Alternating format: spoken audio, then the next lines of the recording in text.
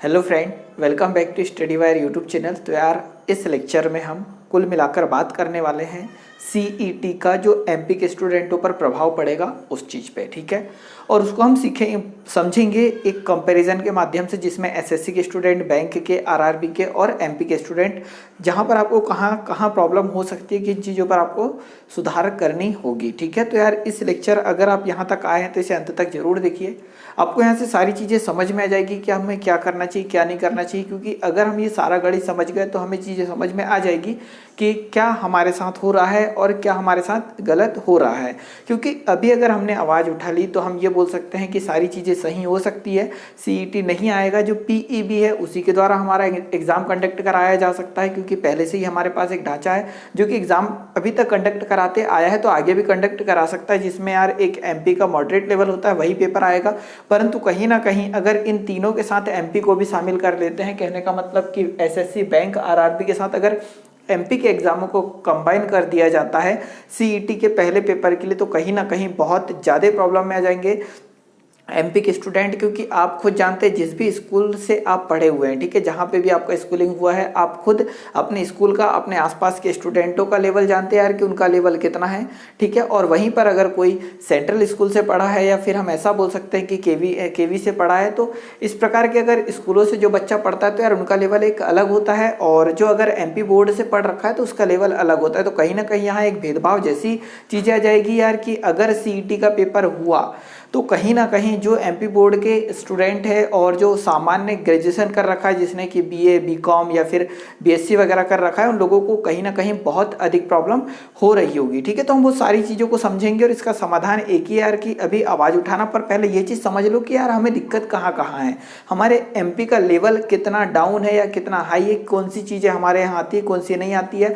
मैंने यहाँ कुछ टॉपिक लिख दिए, इन टॉपिक के माध्यम से समझेंगे कि इन टॉपिक में किन स्टूडेंटों को सबसे ज़्यादा फायदा होगा और ऐसे कौन से स्टूडेंट होंगे जो कि सबसे ज़्यादा सिलेक्शन ले रहे होंगे, या तो फिर जो चीज़ें हम सीईटी ला रहे हैं, ठीक है, सीईटी सेंट्रल गवर्नमेंट ला रही है, उसे एमपी गवर्नमेंट डायरेक्टली अप्लाई कर रही है, तो कहाँ से ये भेदभाव के अंतर्गत आ रहा है, ठीक है। तो वो सारी चीज़ें हम यहाँ समझेंगे यार। मैं सिर्फ इस वीडियो के माध्यम से आपको समझाना चाह रहा हूँ कि कहीं ना कहीं एमपी के स्टूडेंटों के साथ गलत हो रहा है और वो गलत क्या हो रहा है और क्या चीज़ें हमें सुधार लेनी चाहिए अभी, ठीक है। समय रहते तो हम एक बेटर कर पाएंगे। तो सबसे पहले हम ये देखते हैं यार कि हमारे पेपर का लेवल क्या है, ठीक है, और अदर पेपर का लेवल क्या है। तो यार एक चीज़ और मैं यहाँ बता दूं कि अगर आप में से भी जो लोग एमपी के एग्जामों की तैयारी कर रहे हैं, पहले चीज़ें समझ लो, उसके बाद हम इस पे बात करते हैं कि अगर आप यार एमपी के एग्जाम की तैयारी कर रहे हैं तो कहीं ना कहीं आप के माइंड में ये चीज़ बैठी हुई है कि कहीं ना कहीं यार एसएससी के पेपर टफ होते हैं, या फिर आपने आपके आसपास देखा होगा कि एसएससी के जितने भी पेपर होते हैं, जैसे एसएससी जीडी सबसे छोटा पेपर, फिर एमटीएस, फिर एलडीसी, फिर सीएचएसएल, फिर सीजीएल और फिर सीपीओ, ये सारे पेपर आपके आसपास से बहुत कम लोग सिलेक्टेड दिखते होंगे।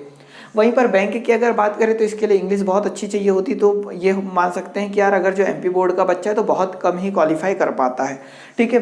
आरआरबी में आपको जाते दिख जाएंगे, रेलवे में, परंतु एमपी एग्जाम की तैयारी आप इसलिए कर रहे हैं कि कहीं ना कहीं आप इन दो पेपर की तैयारी नहीं कर पाते हैं, परंतु अब आपको एग्जाम देना पड़ रहा है इन दो लोगों के साथ। कहने का मतलब एसएससी वाले स्टूडेंटों के साथ और बैंक वालों के साथ अगर यहाँ मेरिट बनती है तो कहीं ना कहीं आपको बहुत ज़्यादा लॉस होगा। पर अब ये देखते हैं यार कि हमारे ये जो सब्जेक्ट है जो कि इन चारों एग्जामों में पूछे जाते हैं, तो कौन से सब्जेक्ट ऐसे हैं जो कि कहाँ छूट रहे हैं और इनका लेवल क्या है, पहले वो चीज़ें समझ लें।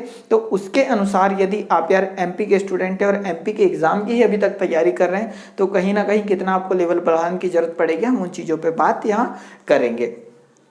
तो अगर मैं अरिथमेटिक की बात करूँ यार, ये अंकगणित की बात करें, तो अंकगणित जो एसएससी में आता है वो अच्छे लेवल का आता है, हम ये बोल सकते हैं कि हाई लेवल का, ठीक है, इजी टू हाई बोल सकते हैं, यहाँ इजी टू हाई आता है क्या, एसएससी में अरिथमेटिक, ठीक है, मतलब अंकगणित। क्योंकि यहाँ प्री भी होता है, मेंस भी होता है, समथिंग 250 नंबर का पेपर, मतलब 250 नंबर का मैथ्स आता है यार। तो जो भी एसएससी वाले स्टूडेंट होते हैं उनका मैथ्स बेसिकली अच्छा होता है। फिर अगर हम बैंक की बात करें यार, तो बैंक में भी अरिथमेटिक आता है, ठीक है, अरिथमेटिक आता है और अच्छा खासा लेवल आता है, मतलब हम ये बोल सकते हैं कि इजी टू हाई आता है। पर वहीं पर अगर हम आरआरबी की बात करें तो आरआरबी में भी आपको अंकगणित देखने को मिलेगा, ठीक है। और वहां पर एमपी में बात करें तो यहाँ पर तो आता है यार इजी लेवल, उतना हाई नहीं आता है, केवल और केवल अंकगणित ही मिलेगा आरआरबी के पेपर में। परंतु एमपी के अगर एग्जाम की बात करें तो यहाँ पर इन दो आरआरबी और एमपी के पेपर अगर आप उठाओगे तो समथिंग समथिंग सेम मिल जाएगा। परंतु 10th लेवल के जो पेपर आप उठाओगे, जैसे एमपी पुलिस का एग्जाम हुआ या फिर जेल प्रहरी का एग्जाम हुआ या अदर फिर कोर्ट के एग्जाम हुए जो कि कोर्ट खुद लेता है, तो यार ये ऐसे एग्जाम है जहां पर अंकगणित तो आता है परंतु बहुत निम्न लेवल का आता है। मतलब ये दोनों पेपर हम ये बोल सकते हैं कि आरआरबी और एमपी के एग्जाम में अरिथमेटिक का लेवल तो सेम हो जाता है, परंतु यहाँ पर ये हम बात करें कि एसएससी और बैंक इनकी टक्कर का नहीं होता है। कहने का मतलब कि ये जो एग्जाम की जो तैयारी कर रहा है उनका कहीं ना कहीं ये चीज़ें डाउन होती है, अरिथमेटिक डाउन होता है, इनके लायक नहीं होता है, क्योंकि इन लोगों का अरिथमेटिक ज़्यादा बेटर होता है compare to RRB and MP exam वाले स्टूडेंट। बात करें यार एडवांस मैथ्स की, तो एडवांस मैथ्स में अगर आप लोगों को ना पता हो तो यार कुछ अभी तो मैं ये भी बता दूं यार कि एमपी के ऐसे स्टूडेंट होते हैं जो कि एडवांस मैथ्स किसे बोलते हैं वो भी नहीं पता होता, क्योंकि हम ऑफलाइन क्लास लेते हैं तब ये सारी चीज़ें देखने को मिलती है, ठीक है। भले ही उसने 12th कर लिया हो या ग्रेजुएशन हो गया, पर बहुत सारे लोग नहीं जानते हैं।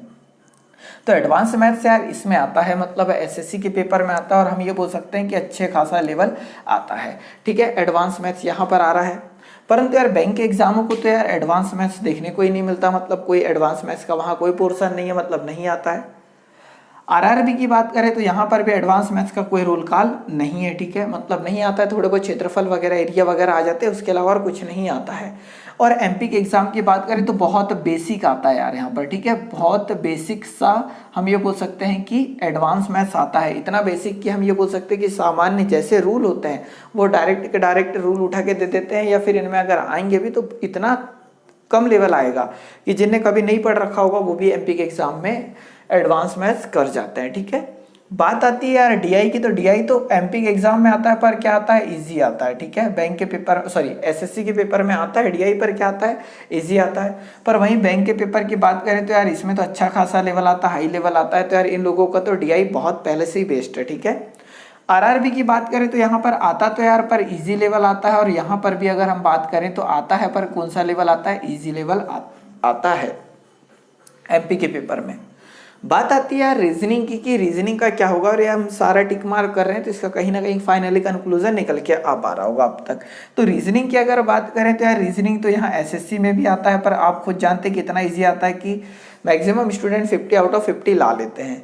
वहीं पर बैंक की बात करें तो बैंक का यहाँ अच्छा खासा हाई लेवल हो जाता है। कहने का मतलब कि रीजनिंग की अगर बात करें तो जितना भी आपको देखने को मिलेगा पजल वगैरह सिटिंग अरेंजमेंट वो सारी की सारी आपको बैंक में ही देखने को मिलेगी, अदर जगह आपको ये चीज़ें देखने को नहीं मिलती। रीजनिंग यहाँ पर भी आएगी पर ईजी लेवल आएगी, और यहाँ पर भी आएगी एमपी के एग्जाम में पर बहुत ईजी आएगी। कहने का मतलब कि रीजनिंग पहले से ही बैंक के जो स्टूडेंट होंगे उनका लेवल अच्छा खासा पहले से ही हो रखा होगा। और बात आती है यार इंग्लिश, क्या फंसती गाड़ी यहाँ पर है कि जितने भी स्टूडेंट होंगे जो सीईटी का पेपर देने बैठेंगे, ठीक है, कॉमन एलिजिबिलिटी टेस्ट का, तो उनकी गाड़ी फंसेगी इंग्लिश में। यार एसएससी का बंदा तो पढ़ के रखा होगा सारा का सारा इंग्लिश, ठीक है, अच्छे खासे लेवल का, क्योंकि यार उसको प्री भी देना है मेंस भी देना है। कहने का मतलब 250 नंबर आपको इंग्लिश फेस करनी है, ठीक है। एसएससी के अगर स्टूडेंट है सीजीएल के तो बोलो, या फिर अगर सीजीएल के स्टूडेंट ना भी हो अदर कोई भी एसएससी का आप अगर पेपर दे रहे हैं तो इंग्लिश आपने पढ़ रखी है, मतलब इंग्लिश अगर आता है तो एसएससी के स्टूडेंट बहुत अच्छा कर पा रहे होंगे और बैंक के भी बहुत अच्छा कर पा रहे होंगे। परंतु आरआरबी में तो यार इंग्लिश आती जी नहीं, मतलब अब अगर जो सीईटी का सिलेबस बनता है तो आरआरबी के बच्चे कहीं ना कहीं सदमे में पड़ जाएंगे। वहीं पर अगर हम यहाँ पर एमपी के एग्जाम की बात करें तो यार देखो एमपी जेल प्रहरी में इंग्लिश तो दिया यार, पर एमपी की इंग्लिश को हम इंग्लिश नहीं बोल सकते, इतनी कम लेवल की आती है यार। यहाँ पर आर्टिकल आ जाते हैं, यहाँ पर वॉइस आ जाते हैं, यहाँ पर नरेशन आ जाता है, ठीक है। बहुत छोटी छोटी चीज़ें आपको देखने को मिलेगी, ठीक है।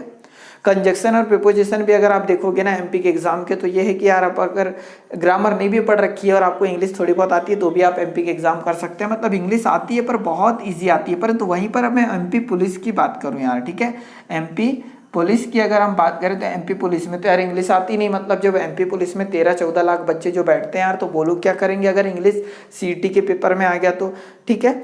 अब यहाँ पर हम अगला सब्जेक्ट देखते हैं यार साइंस। तो यार जो एसएससी के बच्चे होते हैं उनका साइंस तो अच्छा होता ही है, ठीक है, क्योंकि उसमें 4 से 5 क्वेश्चन साइंस के डलते हैं 25 में से। पर यार बैंक वालों के लिए तो यहाँ दुविधा पड़ जाती है, क्योंकि अगर बैंक की तैयारी कर रहे हैं तो वो कहीं ना कहीं तो साइंस पढ़ते ही नहीं है, तो उनका तो यहाँ होगा ही नहीं रोल कॉल। तो आरआरबी में तो साइंस आता है यार, ठीक है आता है, मतलब हम ये बोल सकते हैं कि जैसा एसएससी में मिलेगा उसी प्रकार का आरआरबी में मिलेगा। पर अब यहाँ एमपी की बात आती है तो एमपी में साइंस तो आता है यार, पर बहुत ईजी आता है। मतलब अभी तक आप जितने सब्जेक्ट देखोगे ना एमपी के एग्जाम के सारे ईजी है यार। मतलब मैं तो ऐसा भी बोलूंगा कि जो लोग अगर एसएससी की तैयारी कर रखे होंगे, आप एमपी का पेपर लगाओगे तो एमपी जीके छोड़ के आपको सारी चीजें बन जा रही होगी अभी।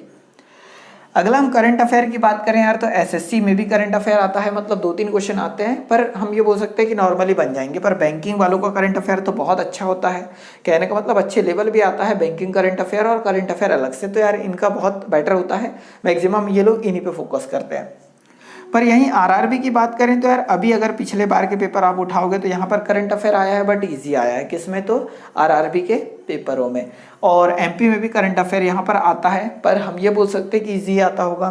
बात रही जीके जीएस की, ठीक है, जनरल नॉलेज और जनरल स्टडी की, यार तो जो एसएससी का स्टूडेंट है वो पूरा का पूरा जीएस पहले से पढ़ रखा होता है, जीके उसके इसमें आता है तो वो पढ़ रहा है, ठीक है। इसका मतलब यार सीईटी का फायदा किसे मिलने वाला है। वहीं बैंकिंग वाले की बात करें तो यार ये तो करंट जीके का कोई पार्ट नहीं पढ़ते हैं, ठीक है। वहीं आरआरबी की बात करें तो आरआरबी का जो एनटीपीसी का भी जो पेपर होना है, मतलब 2019 की जो वैकेंसी है ग्रुप डी और एनटीपीसी, तो यार एनटीपीसी वालों को तो जीके आ रहा होगा, पर वहीं पर अगर हम देखें तो ग्रुप डी वाले को जीके नहीं आ रहा होगा। तो कहने का मतलब हम ये बोल सकते हैं कि जो अगर एनटीपीसी, ठीक है, एनटीपीसी की तैयारी कर रहे हैं तो वहाँ तो जीके आ रहा है, परंतु अगर हम ग्रुप डी की बात करें तो वहाँ पर जीके आ रहा है क्या? नहीं आ रहा है। एमपी वालों को जीके आता है, पर क्या आता है? इजी आता है। मतलब हम ये भी बोल सकते हैं कि यार एमपी के जो स्टूडेंट है वन लाइनर के अलावा और कुछ नहीं पढ़ते, मैक्सिमम मोस्टली स्टूडेंट आपको ऐसे देखने को मिलेंगे। अब यार हमने ये सारे सब्जेक्ट कंपेयर करें, यहाँ से हमें देखने को क्या मिला, आप वो चीज़ देखो कि यार हमें कितना लेवल बढ़ाना है। हम एमपी के स्टूडेंट और स्पेशली एमपी पे ही फोकस कर रहे हैं कि यार एमपी के स्टूडेंटों को कितना आगे बढ़ना चाहिए, कितना क्या करना चाहिए कि वो एक बहुत अच्छा अपना बेटर योगदान दे पाए। तो यार यहाँ पर जो सीईटी का पेपर होना है, ठीक है, सीईटी का पेपर होना है, कॉमन एलिजिबिलिटी टेस्ट का जो पेपर होना है, तो सबसे ज़्यादा यहाँ फायदा किसको मिलने वाला है यार? आप देखोगे कि जो एसएससी का मतलब सिलेबस कुछ भी बने, एसएससी का जो स्टूडेंट है उसने यार सारी चीज़ें पहले से पढ़ रखी है और अच्छे खासे लेवल की पढ़ रखी है। कहने का मतलब मोस्टली फायदा मिलेगा किसको? एसएससी वालों को। परंतु बैंक वाले यहाँ खतरे में पड़ जाएंगे, उनको साइंस एक्स्ट्रा पढ़ना है, जीके एक्स्ट्रा पढ़ना है, जो कि अदर पूरे के पूरे सब्जेक्ट पर बहुत भारी हो जाएगा। वहीं आरआरबी की अगर हम बात करें तो यार उन लोगों ने ना तो इंग्लिश पढ़ रखी है, ठीक है, इंग्लिश पढ़ रखी है, ना उनको ग्रुप डी वाले ने जीके पढ़ रखा है। तो कहने का मतलब कि और यहाँ पर बात आती है यार एडवांस मैथ्स की, मतलब जो बैंकिंग के स्टूडेंट है यार उनको अदर्स अलग से मेहनत करनी है, किसमें? एडवांस मैथ्स में, क्योंकि वो लोग पढ़ के नहीं रखते हैं, क्योंकि ये आता नहीं है उनके पेपर में। वैसे आरआरबी के जो पेपर वहाँ पर भी एडवांस मैथ्स देखने को नहीं मिलता है। तो यार ये दोनों स्टूडेंटों को बहुत ज़्यादा दिक्कत होने वाली है। और वहीं पर अगर हम एमपी के स्टूडेंटों की बात करें तो यार अगर एडवांस में सिलेबस में डाल दिया जाता है तो यार बैंकिंग के जो एमपी के स्टूडेंट है वो तो बेसिक पढ़ते, तो कहीं ना कहीं इन्हें दिक्कत होने वाली है यहाँ। अगला अगर हम देखें तो यार एमपी के जो स्टूडेंट है, अगला सब्जेक्ट हमने एडवांस मैथ्स लिखा है, अगला क्या लिखा है हमने? डीआई। तो डीआई यहाँ पर एमपी के पेपरों में बहुत ईजी आती है। वहीं रीजनिंग की बात करें तो रीजनिंग भी इजी आता है। वहीं इंग्लिश की बात करें तो यार इंग्लिश तो बहुत इजी आता है, पर अगर हम एमपी के और एग्जामों की बात करें जहाँ पर इंग्लिश नहीं आता है तो यार वो स्टूडेंट क्या करेंगे यार? उन लोगों को कहीं ना कहीं तो प्रॉब्लम हो रही होगी ना। तो कहने का मतलब यार ऐसा सिलेबस आना जाए जिसमें इंग्लिश आ जाए और हम लोग ज़्यादा लॉस में चले जाए। वहीं अगर हम साइंस की बात करें तो साइंस भी हमारे इसमें ईजी आता है, मतलब अभी तक हमने जो पढ़ रखा है वो काफ़ी ईजी पढ़ रखा है, हम उस लायक अभी तक नहीं पढ़ा है हमने। और यहीं पर जीके की बात करें तो जीके भी इजी पढ़ रखा है। इसका कहने का मतलब कि यार एमपी के जो एग्जाम होते हैं इन दोनों तीनों के कंपैरिजन में कहीं ना कहीं काफ़ी सरल हुआ है अभी तक। तो यहाँ के हम स्टूडेंटों की ये मान सकते हैं यार कि कहीं ना कहीं मानसिकता भी ऐसी है यार कि इतना पढ़ लो पेपर निकल जाता है, और बेसिकली निकलता भी, ऐसा नहीं कि पेपर नहीं निकलता एमपी का। परंतु एमपी के स्टूडेंटों का इधर सिलेक्शन कम होने का कारण है, ठीक है, हम ये डायरेक्ट नहीं बोल रहे कि कम होने का कारण, पर आप एमपी बोर्ड के जो स्टूडेंट है मोस्टली आप देखोगे तो कहीं ना कहीं उनका उतना लेवल नहीं होता। वो पहली बार जब कोचिंग जाते तब सारी चीज़ें देखते हैं यहाँ पर। तो यार जो सीईटी का पेपर होना है सबसे ज़्यादा प्रॉब्लम में जाने वाला है स्टूडेंट कहाँ का? एमपी का बच्चा यार। ठीक है, तो इसके लिए हम यही कर सकते हैं यार कि थोड़ा सा विरोध कर सकते हैं, ठीक है, और कोशिश करिए कि अगर सीईटी ना हो एमपी में तो ज़्यादा बेटर है, ठीक है। हम इतना विरोध करें, जो ट्रेंडिंग में चल रहा है वो सारी चीज़ें चलाएं, ठीक है। और वैसे ही 4 सितंबर को जो एक आंदोलन हो रहा है भोपाल में, आप भी सम्मिलित हो उसमें, ज़्यादा बेटर होगा। आप लोगों का भी योगदान रहे तो कहीं ना कहीं अगर ये सीईटी कैंसिल करके जो पीईबी का पुराना ढांचा है, पुराना पैटर्न है, अगर वही लाया जाए तो ज़्यादा बेटर है। अदरवाइज हम इन स्टूडेंटों के कंपेरिजन में बहुत पीछे रह जाएंगे। और ये है कि यार ये सारी चीज़ें सीईटी का डायरेक्ट बोल तो दिया गया, परंतु कहीं ना कहीं अगर ग्रामीण क्षेत्र के स्टूडेंटों को देखोगे तो यार उनका लेवल उतना नहीं है, ठीक है, कि वो लोग इन कंपेयर, ठीक है, एसएससी और बैंकिंग वालों के साथ कंपेयर कर पाए या कॉम्पिटिट कर पाए। ये सारी चीज़ें नहीं हो सकती। तो यही मैं कहना चाहूँगा कि यार अगर फिर भी सीईटी होता है तो आपको कहीं ना कहीं इस लेवल का पढ़ना है। मतलब अभी तक जो भी पढ़ रहे होंगे आपका लेवल अगर आप बढ़ा लेते तो ज़्यादा बेटर होगा। अदरवाइज कहीं ना कहीं हम बहुत ज़्यादा नुकसान में जा रहे होंगे, ठीक है। तो यार इस लेक्चर में इतना ही हम ये बोल सकते हैं कि सारी चीज़ें मेरा कर्तव्य था कि आपको बताएं कि यहाँ पर अगर आप जो भी एग्ज़ाम की अभी तक तैयारी कर रहे होंगे तो आपको यहाँ पता चल चुका है कि कौन से पेपर में आपकी क्या क्या चीज़ें आती थी और क्या नहीं आता था, ठीक है। तो इससे क्या होगा कि आप एक कंपेयर करके जो सब्जेक्ट आपके छूट रहे थे वो आप स्टार्ट कर सकते हैं अभी से, क्योंकि सीईटी का पेपर ये 3 पेपरों में तो होना है, कन्फर्म हो चुका है। मतलब जो सिलेबस बनेगा ये तीनों का कंबाइन करके ही बनाएंगे। तो हम ये नहीं बोल सकते कि यहाँ का एडवांस मैथ्स छोड़ दे, यहाँ का हम और को साइंस छोड़ दे, ऐसा तो होगा नहीं। कुछ परसेंट आपको बैंकिंग वाले को साइंस और एडवांस पढ़ना पड़ेगा, उसी प्रकार आरआरबी वाले को कुछ इंग्लिश पढ़नी पड़ेगी।